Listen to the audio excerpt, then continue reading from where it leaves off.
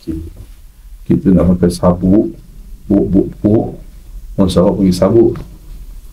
Kalau orang sebenarnya makan. Okay guys, alhamdulillah kita dah sampai ke SICC untuk hari yang pertama. Pertama ni kita nak target jumpa ramai orang, bagi orang rasa kurma amat damai. Tu bagi orang faham tentang kebaikan kurma ni, boleh makan hari-hari, enjoy. Lagi-lagi pada pregnant mom untuk bantu mereka punya hal kesihatan agar baby pun sihat, mama pun sihat. Jom.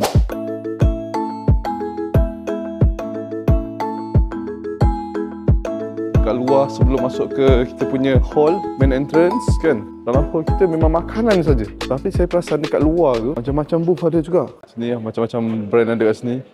Kita under Sarawak Pavilion 360 353 sampai 362. So kita dalam ni, kawasan ni. Bukan sara diri tapi sara awak.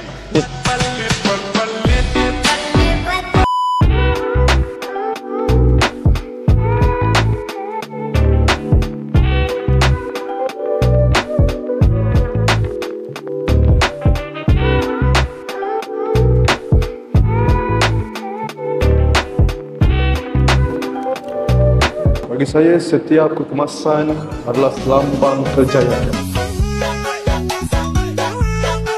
Alhamdulillah, kita nak closing selesai untuk hari yang pertama di CFEX 2025. Hari ini kita dah selesai. Kurma terjual. Alhamdulillah. Kalau banyak betul-betul, habis semua ni. Dah tinggal sikit dah. Hopefully inilah yang akan habis dalam masa 3 hari ni. Tinggal ke 2 hari. Tanpa support daripada kalian, siapalah kami. Actually kita nak sebarkan manfaat buah kurma ni bukan pada bulan puasa saja. Sebarkan manfaat buah kurma ni hari-hari. Maksudnya korang boleh makan kurma yang sihat, bersih, selamat dari Ahmad Tamar setiap hari, sepanjang tahun, setiap bulan. Kurma, kurma, kurma Ahmad Tamar.